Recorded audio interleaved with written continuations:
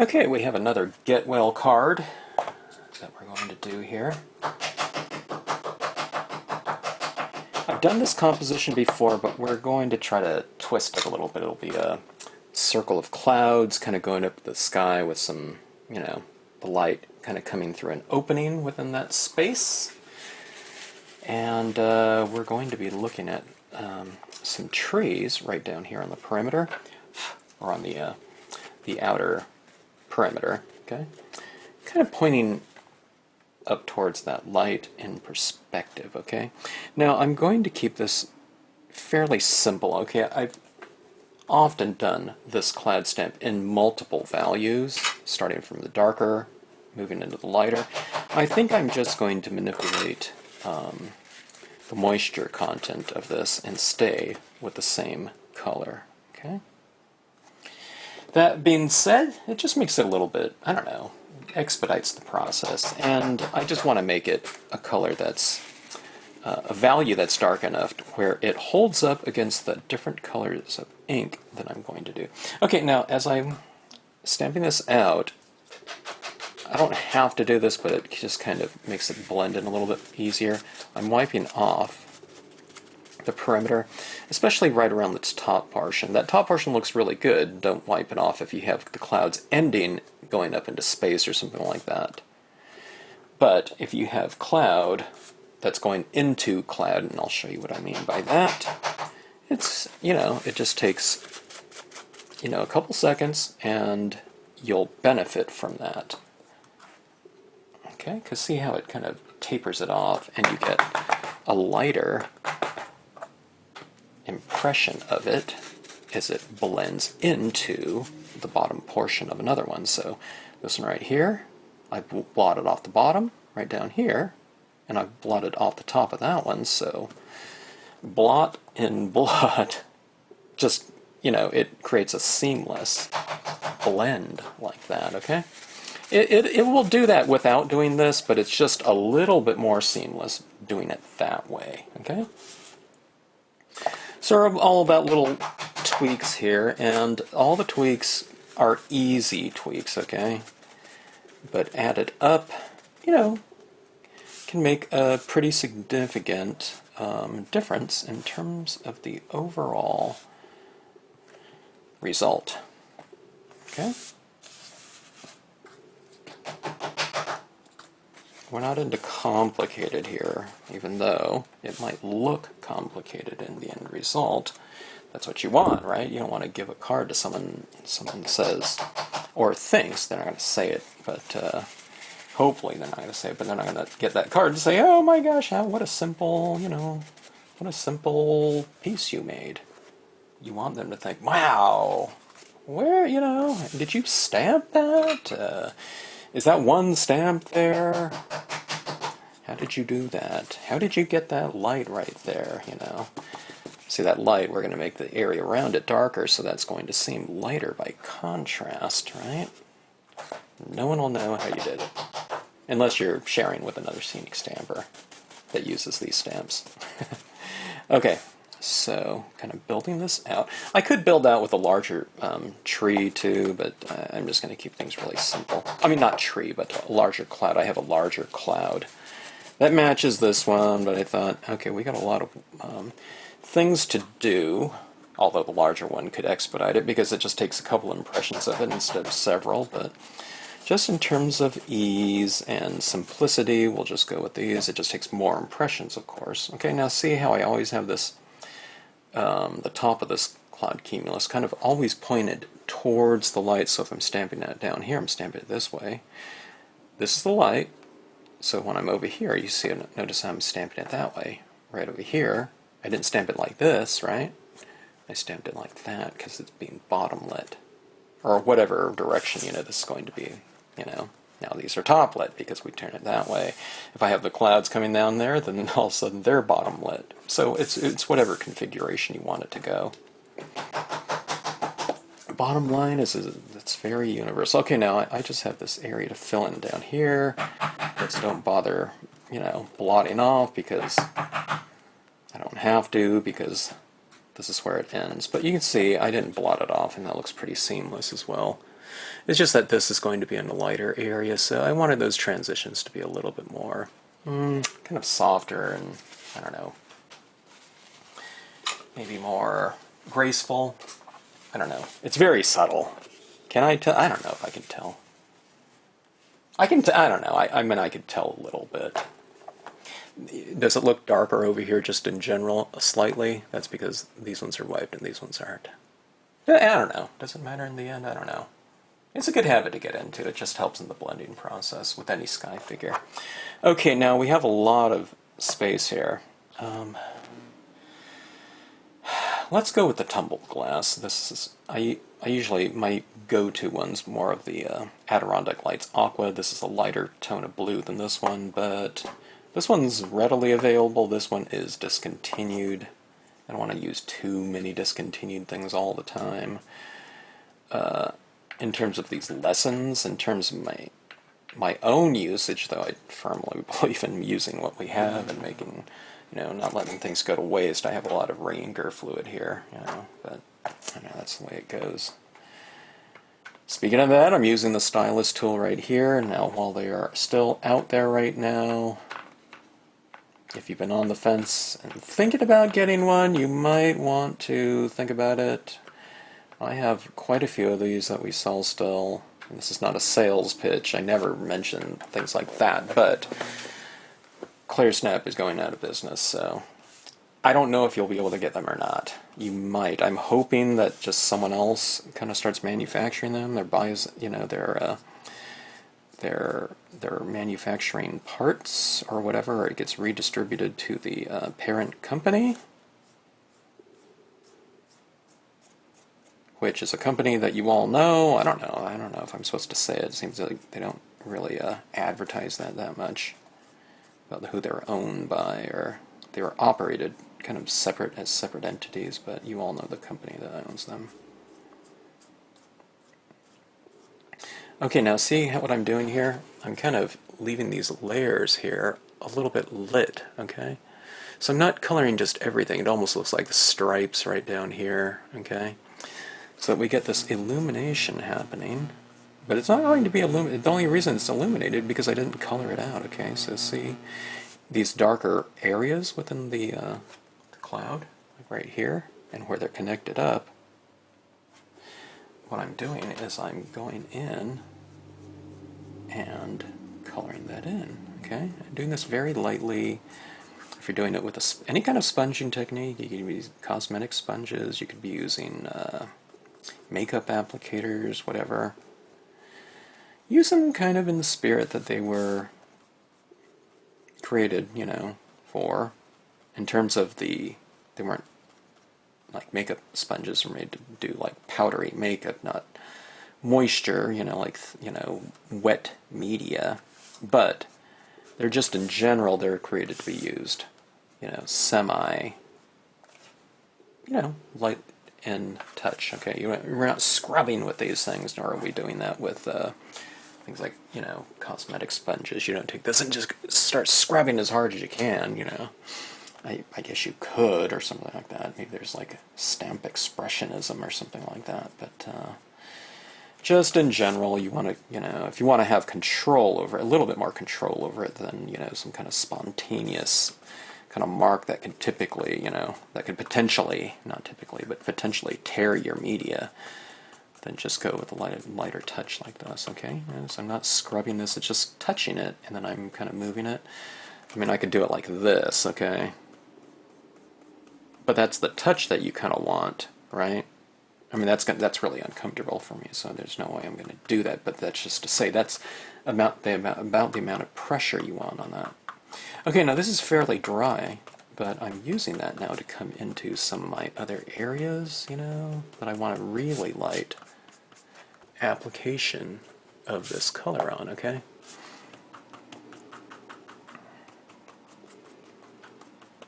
Anyways, do you see that though? We have that light kind of reflecting off some areas, and why does it look like that? It's just because those are the areas that I just didn't color out with that tumbled glass ink right there. Now, if you notice, I just went with the reinker fluid. It's just, I don't know, it makes it really easy if you're just using reinker fluid. Now, I know everyone buys pads, you know, okay, that's fine. Use your pads. I do too. But let's say you're thinking about buying some other colors, and if I'm making impressions with this color, then I need the pad. You know, I need something, you know, my stamp to dip into a pad and stamp out. But if it's a color that you're only going to be doing coloring of your whatever with, you know, and you use applicators to color, you might just think about getting the reinker bottle instead of the pad. They're the same price, but you're going to be getting so much more ink just in that reinker bottle than you will on the pad. Pads are great. They're really convenient. You grab a pad and you go. But it doesn't take too long for me to put like 2 drops of this. This is broken china right here on a palette like this, and just to take it up like that. And this is really saturated with ink, okay? And see, I'm just going in here, and I don't have to re-ink quite as much, you know, like dipping into a pad. Not that re-inking takes a long time either. It's like a second. But it's a pretty good way to go.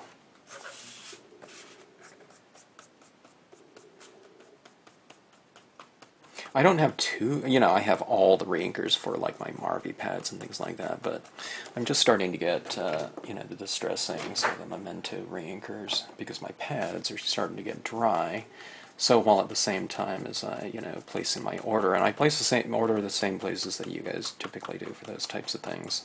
I used to wholesale Marvy pads, but I'm not like a wholesaler for, you know, things like Ranger products and things like that. I sell these, you know, tools. The typical things that I would start selling is because people were having a hard time getting hold of them. Marvy ink pads weren't readily carried in a lot of stores. You know, Marvy Uchida is a really big company in relation to other types of like stamp supply companies, so they just didn't advertise very much. It really wasn't a big deal.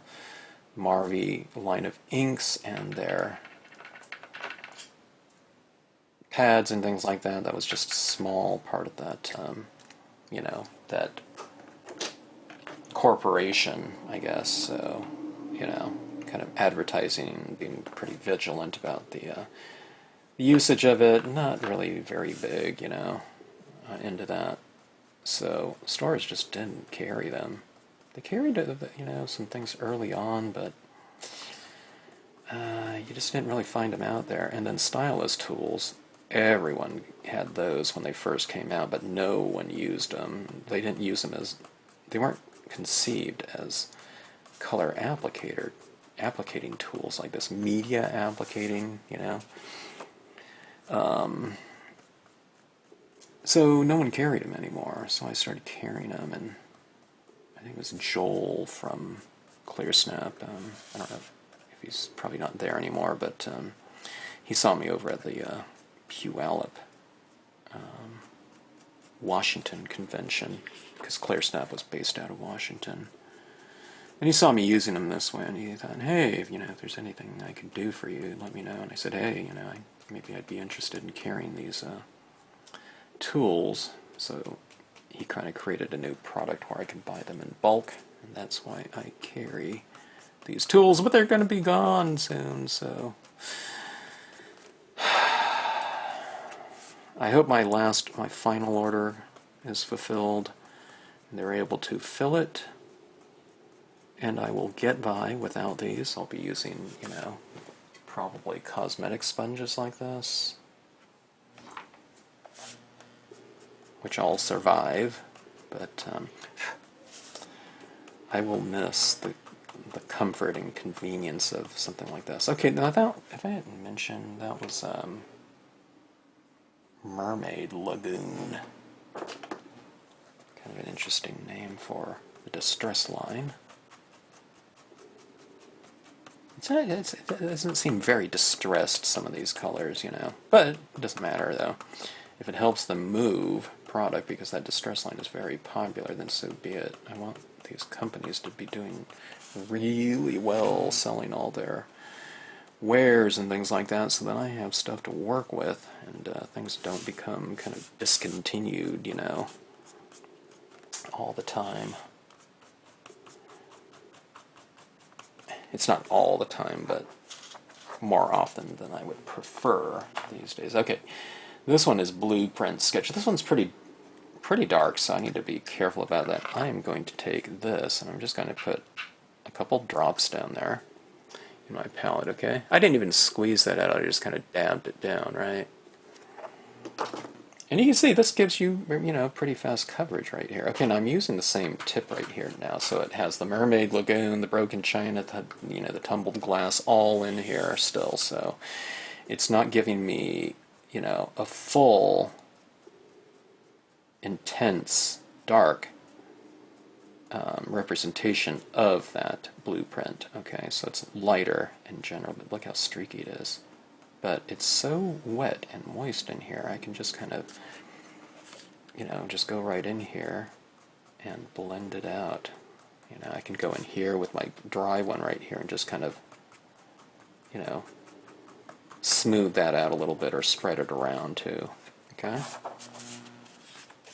See how fast this you know, comes together reasonably fast. Now this is a large scene too. It's a half-page scene. So, pretty big, and we're talking about a lot of color here, you know, we're not skimping on color, you know. I would if it was a quick scene, and I think we can come up with something really cool, but this one right here, kind of going for, you know, a really deep saturation with, you know, not holding back on any of the techniques here. After all, this is a get well card, and you want someone to get well quick, and you know, you want to take, you know, your time on this. I like these streaks in here. It's kind of giving me this kind of funneling type of motion to the scene. So I'm going to leave that in there and not really smooth those out. You see that it's a little bit, I don't know if you can tell. When I look through the camera screen here, it looks a little bit, looks kind of smooth. It is a little bit streaky. Let me see if I can show it.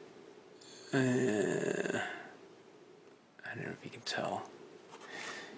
Yeah, it's streaky, believe me. Okay. Okay, but that, you know, that was like a couple drops there. And that's all I needed for this one color right here, okay? For the next color, okay? Alright. So see, this is something new for me, leaving these kind of streaks in here like that. I'm usually going for very smooth, but I do like that swooshy kind of movement that's being created by this. It looks kind of windy almost. Alright, now let's go with black. I just know that when I bring my clouds in here, which I will be doing, my trees, did I just say clouds? The trees that I'll be bringing in here are going to be black, so I want that same color in this color scheme and background to help blend in those trees. So we want something kind of on the foundation.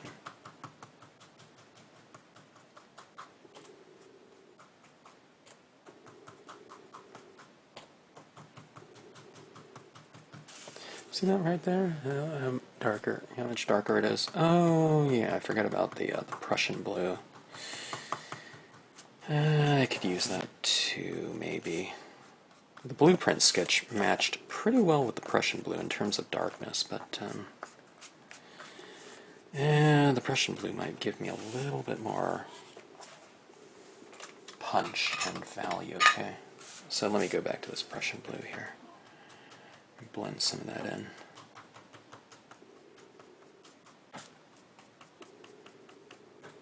It's a good idea to use the same color in your blending process, even if it's really quite minimal, to blend the imagery together a little bit more.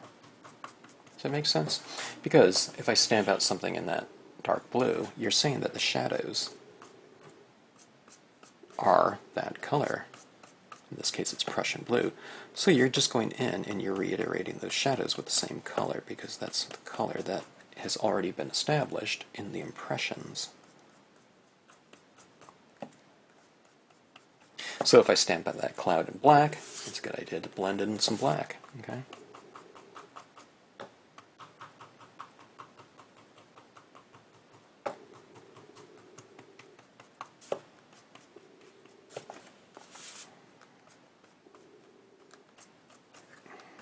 All right. I think that looks good. I think that looks complete, maybe. All right. See that right there? Abstract.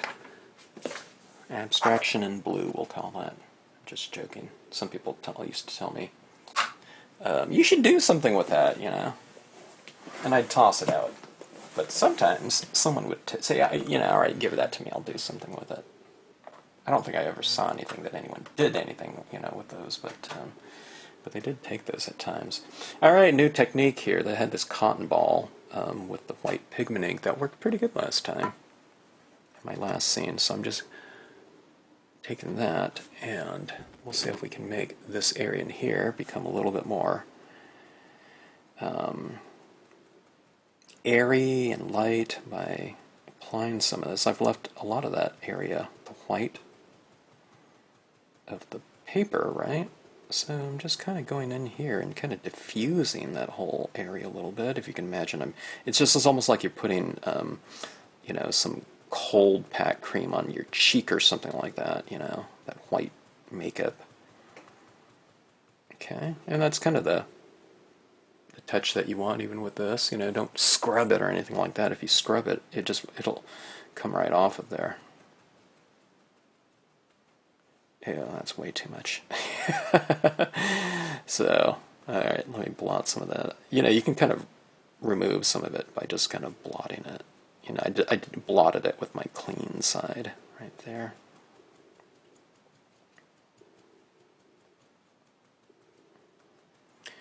Does you see that right there? I don't know if you can tell, but that value of blue, it looks lighter than this one, right? It's because I put a layer of this, you know, translucent pigment ink over the top of it. Let's go a little bit of that again. It's a pretty good tool, you know, this cotton ball. So watch right here. See that impression right there?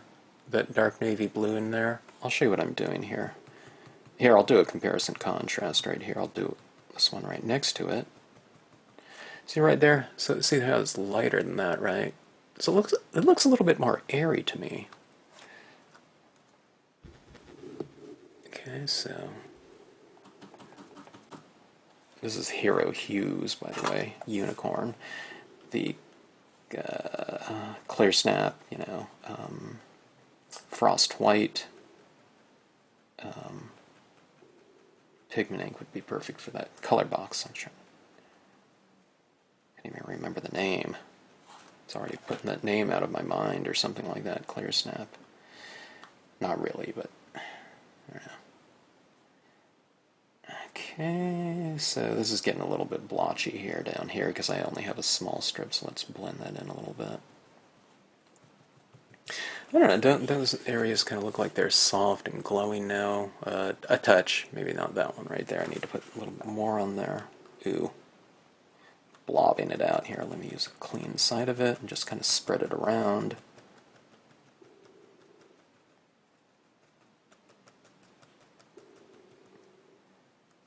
So now it's, you know, it's a little bit more diffused in here.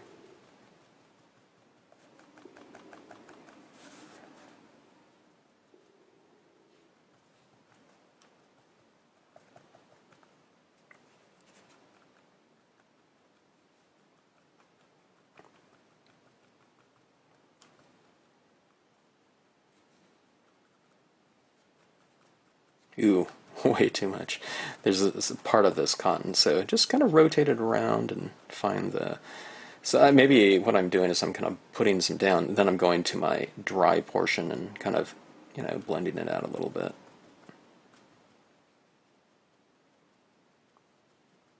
Kind of lose track of, what part's wet and what part isn't. So you just kind of tap it down and try to figure it out. It's a pretty way to do that. I tell you, it gives me a lot more coverage than the Q-tip.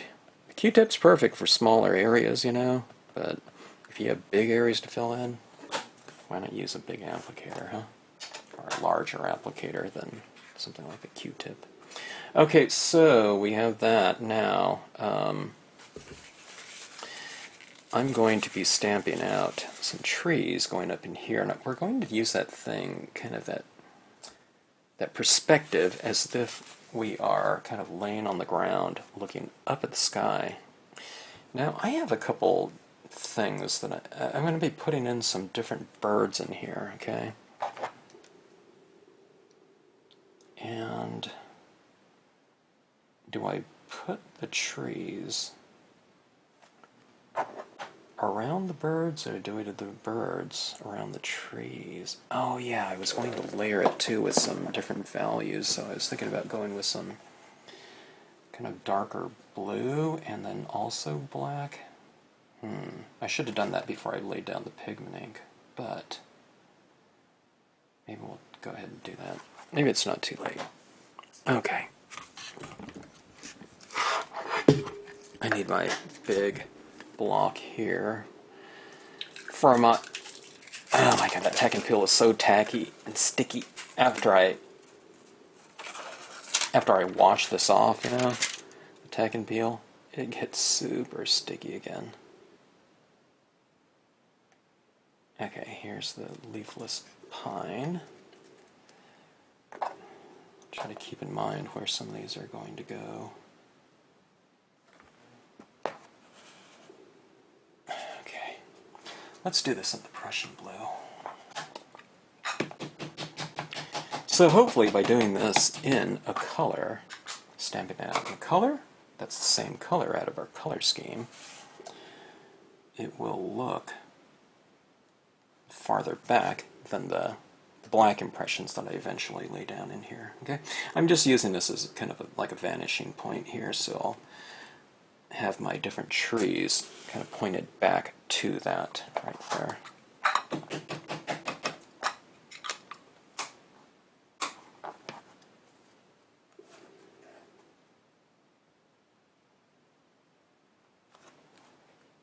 Well, this one is going across some of that pigment ink, so we'll see how it does over the top of that pigment ink. May leave an impression, may not. Yeah, it looks like it's stamped over it just fine. You see what I'm doing here? It's very subtle, right? Because it's stamping blue over the top of the same color blue. So maybe it'll just kind of blend in a little bit, which is kind of what you want.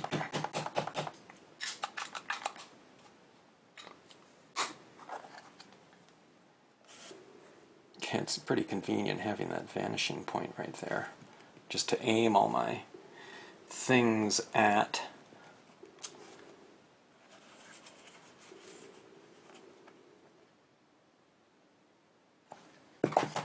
Starting to look like some of the forests around here in the upper elevations, with all the kind of the drought and bark beetle infestation that there were years ago. A lot of trees lost, a lot of huge percentage of the forests just dead due to the bark beetle infestation. Bark beetles have already been out there, but when we don't get that rain, they just don't have the sap to to fight against that beetle burrowing into I don't know, whatever the core or whatnot. All right, so see, there's those trees right there. That's not the only trees that. I guess I could have used this here. I might be doing this in black again, so let's keep this one out.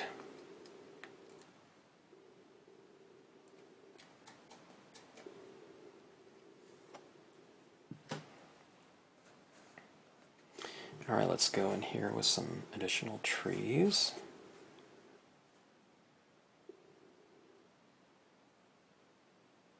Let's do this one. Let's do a couple of these in dark blue as well to create, hopefully, some depth within the foreground.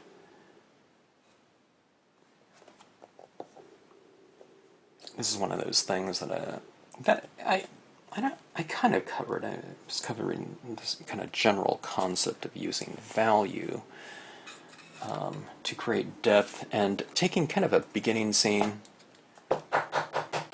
which can look very dramatic just by stamping all these trees in black. That would work fine, but sometimes if you use different values, okay, it just creates maybe a slightly extra layer of kind of sophistication by creating depth within the foreground itself, okay?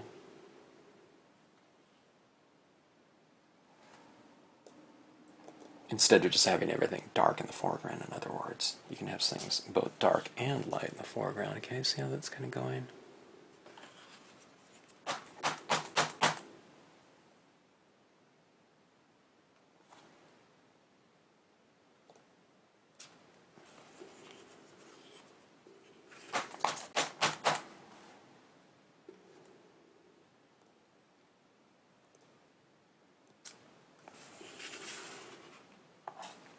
Okay, kind of, you know, circling of imagery there.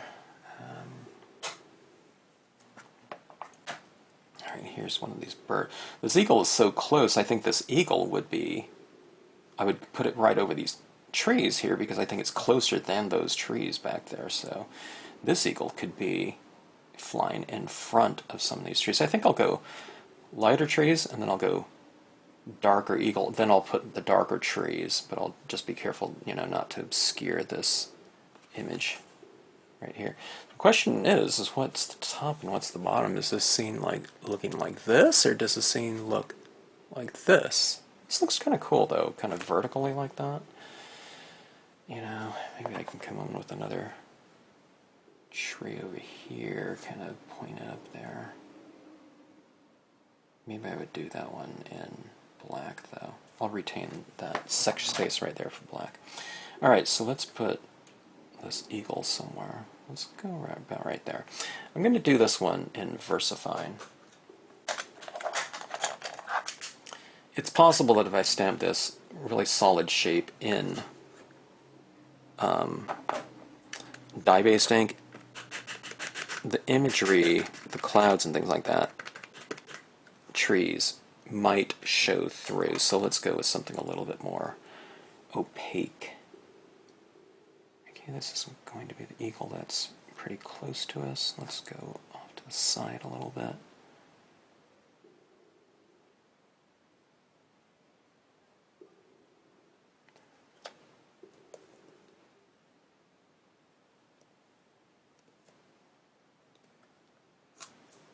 Okay.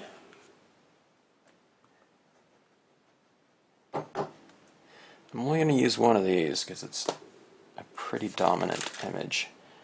But I have these other eagles now. The question is, do I want to do them in a lighter tone or a darker tone? Let's keep them dark. Let's keep them readily. Oops. I inked up right there on my tack and peel. The tack and peel you can just wash right off and all that ink will come right off. Alright, now watch out for these inks. They're pretty slippery, so... Oh, my concept as far as the bird placement is to kind of almost look like it's like these birds are riding a thermal, you know, kind of that hot air as they kind of, you know, circle up there, you know. They're flying effortlessly and having a great time, you know.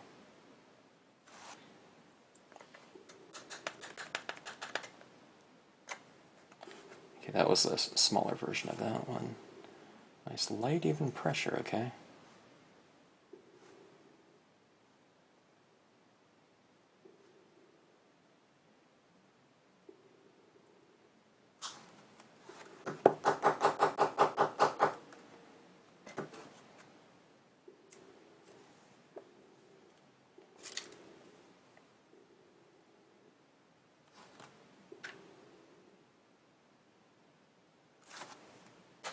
This one right here is just called Flock.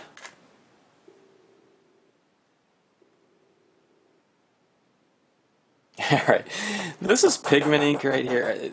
I just realized.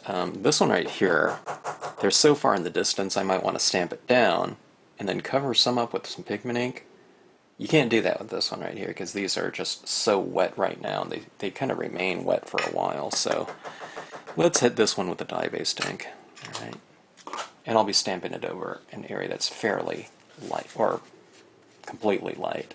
Now, one of the things I can do is, instead of going pigment ink over this, I can give it a head start by just wiping off some ink off this, some of these birds on here, so that they're just inherently lighter.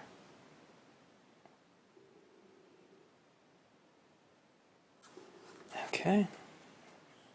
So there they go. I don't know if I need any pigment ink on there. So see, don't they look kind of farther away just by how light they are? Okay, now let's go in here and let's start adding the drama. I guess you can say that's dramatic right now, but it really needs its foundation of perimeter trees done in a darker tone, and that will kind of finish out the compositional aspect of this scene. And now I have a lot of choices here. Let's go with some, let's be fairly bold, okay? Let's go with some, fairly substantial imagery here.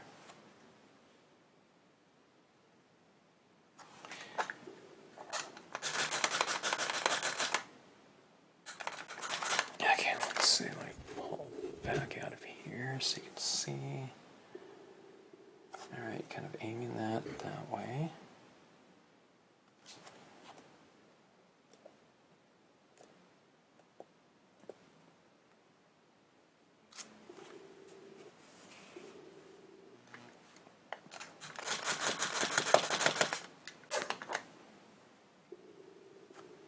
Aiming that way.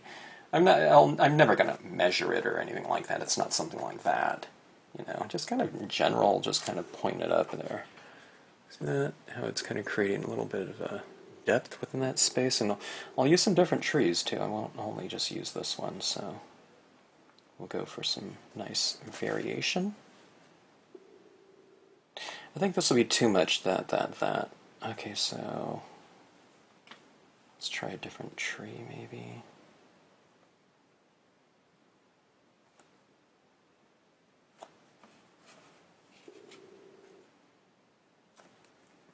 Friggin' maybe this one's too spindly, I think, for me. Yeah, okay, I'm going to bring this one back into it. Let's go with a third one of this. Okay, let's go like that. Let's try to make it not look so repetitive, though. I'll break it up with some additional form.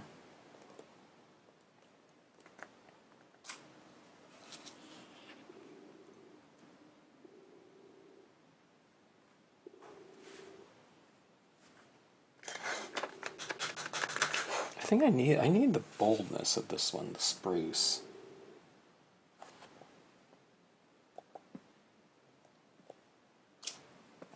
Okay, see that?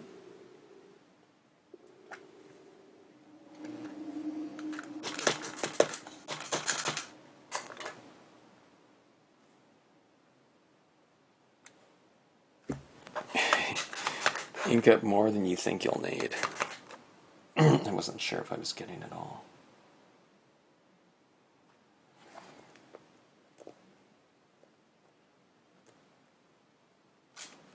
Okay. Here we go.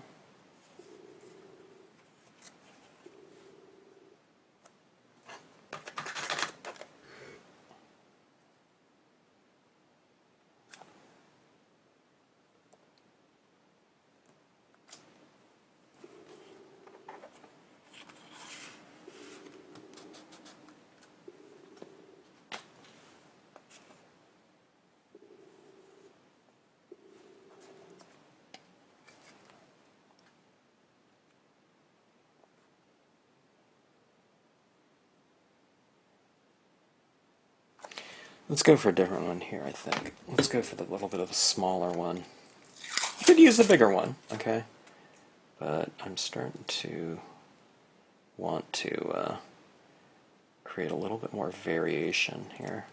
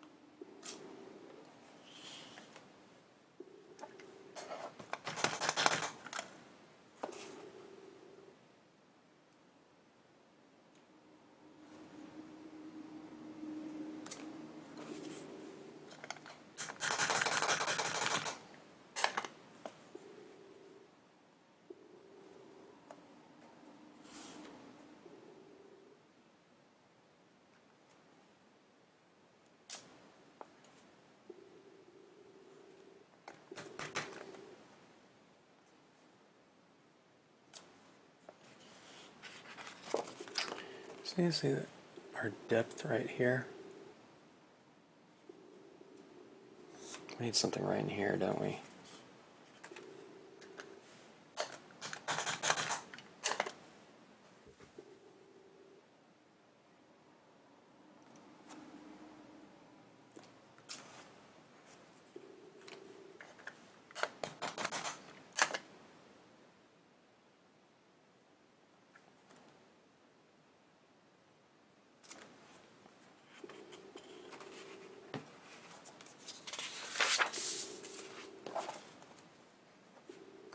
Okay, let's take a look here.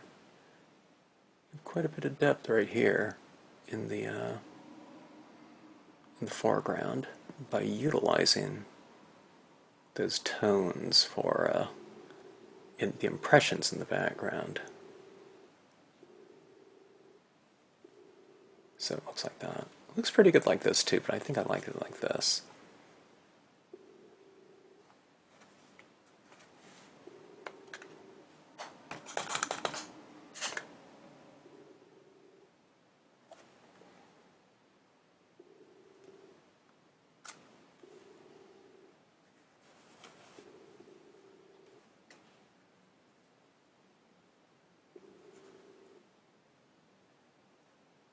Oh, that looks good. One more. Yeah, might be okay. Might be overkill too. Okay, so that was the VersaFine Black. It gave me some really dark impressions right here. Alright, let's see if we can add some extra touches into here. Let's grab this white pen and see if we can add some lighting, reiterate some lighting within the scene.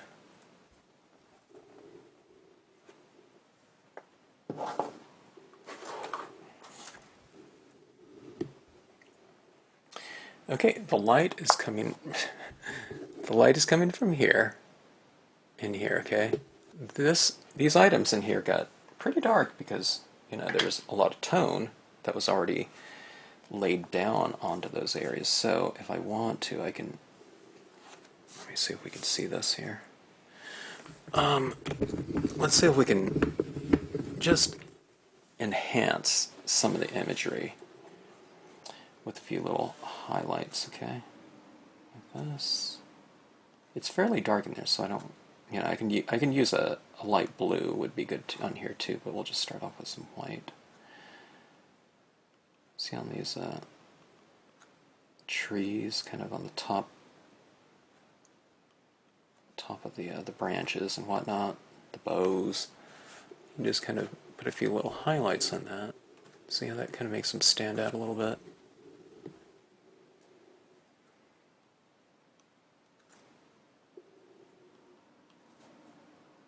So it just looks like they're kind of reflecting some of that light that's, the light that's coming through the clouds.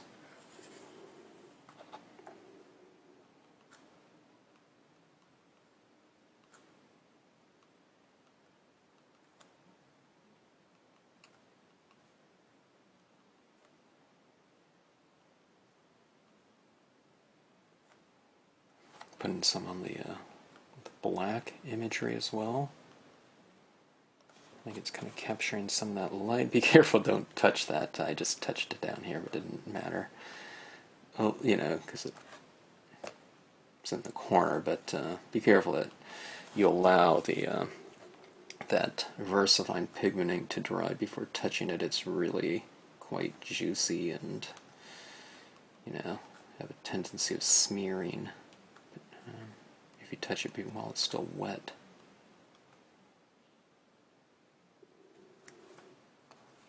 So those highlights right there.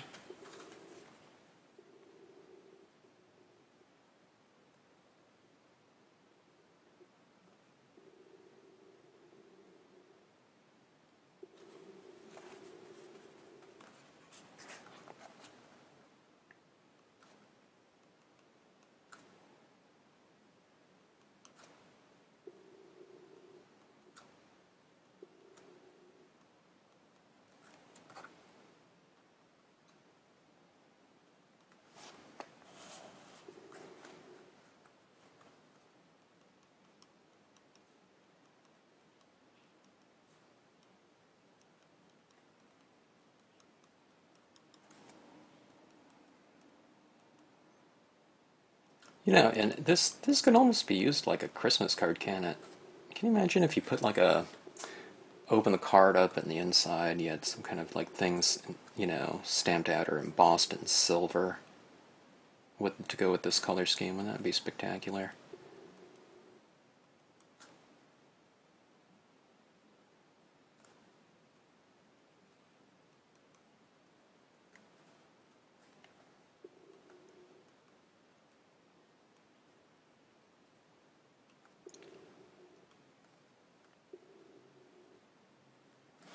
Alright, but isn't that fun there? Look at that. See those dots on there? Look at the ones on the lighter ones too, especially, huh?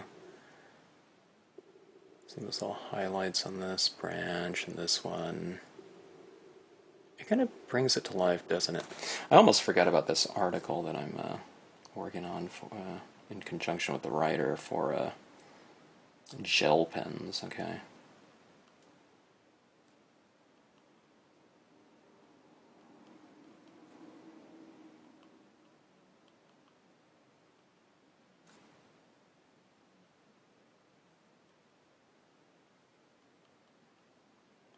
Alright, but look at that.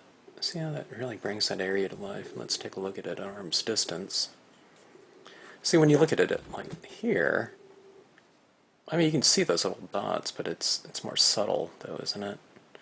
But then, what is it doing, though? It is really reiterating that light coming from here. So it's shining off, reflecting off of those images down below and whatnot. Let me get a silver pen here.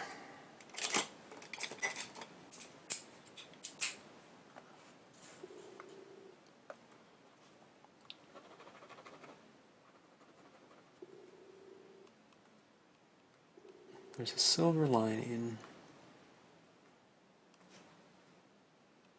I'm just kind of putting some of the silver over an area in back of it that's kind of similar in terms of value, so it doesn't really show up too much.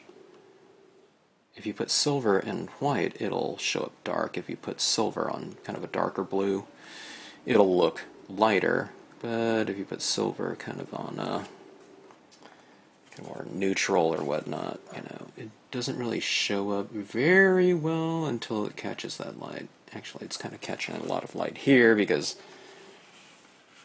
you know, I'm in a studio here and I have that, my, you know, video lighting really shining on this, but I'll show you what this looks like in terms of the reflective quality. Let's see if I can get this to show here. So right in here you can't really see it too much. You can see the, well, actually you can. See that? Where it kind of illuminates, and see over here. Let's see.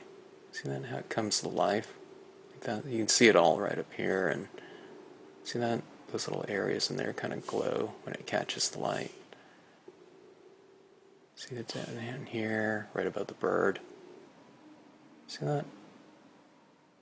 It's invisible like that, right? I mean, the white shows up right here on dark, but right in here, it's invisible. But so, I mean, it's going to be really subtle. See right there? Right there, right there. So someone's looking at the card, they're going to see it, but then inevitably, they'll, take a look around and stuff like that, and you'll have all these little areas kind of start to illuminate, within that piece. Look at that. Look at that, how it just kind of disappears, but then, someone goes like this, and it's, there's so much of that kind of little glistening illumination. If you have like a glitter pen or something like that, that would be cool up here too, wouldn't it? Or you can do some of your, what do you call that? Wink of Stella, clear, and put it on some of these clouds or something like that. Those are really fun little embellishments to do.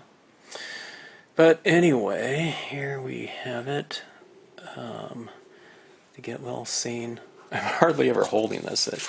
Kind of in the orientation, that I think it looks best, and I really like this taller orientation like that.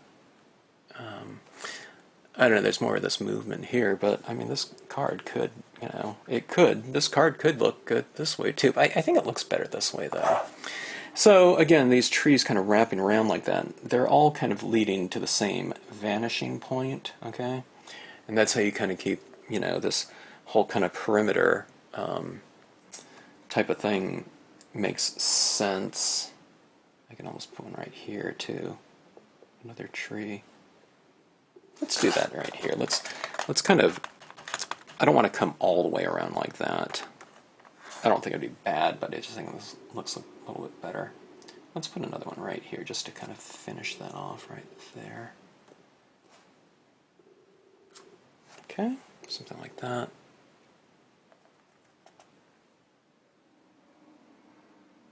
I was thinking about this right in here before, but then I decided no. I can't see, I won't be able to see the that nice kind of dark silhouette in there of that tree if I put another black one in front of that.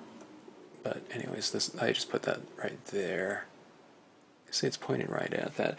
It just kind of reinforces the that direction of the vanishing point within the scene. So I'm trying to think if I want to do anything else in here. I don't think I do. Right now, at least. I wouldn't mind taking a little bit of black ink and putting it right here in the corners, but I think it looks okay as is.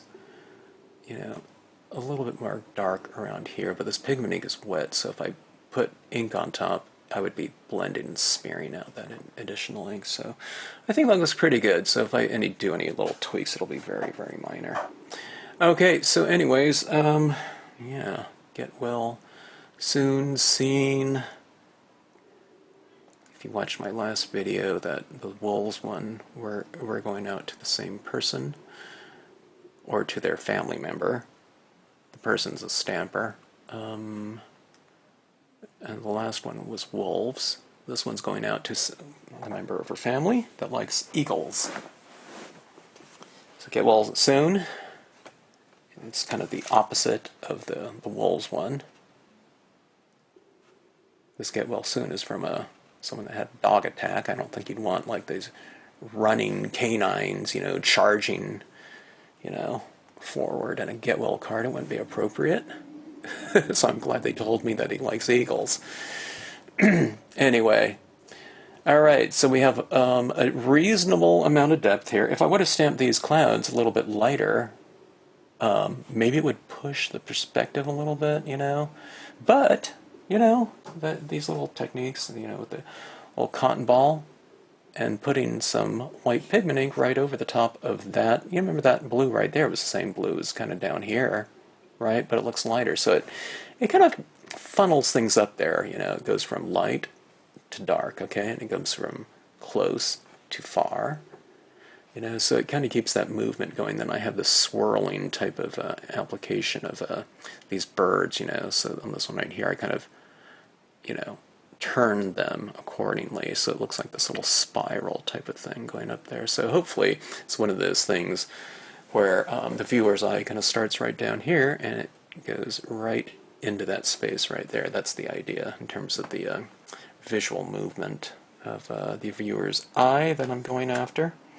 And then hopefully they go up here, and then later on they can just kind of, they can have some of those little details within the scene, like the silver.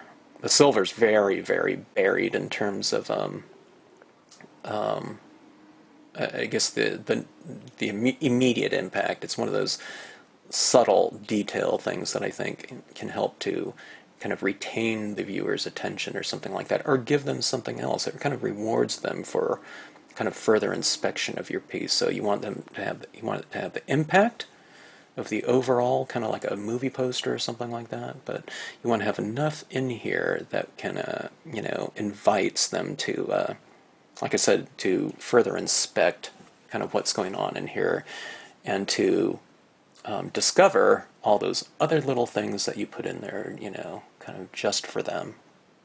I guess it's done for me too because I like it, but in this case, there's a specific recipient in mind. All right, thanks for watching. If you have any questions, drop us a note in the comment section. If you like this video, maybe share, like, and subscribe.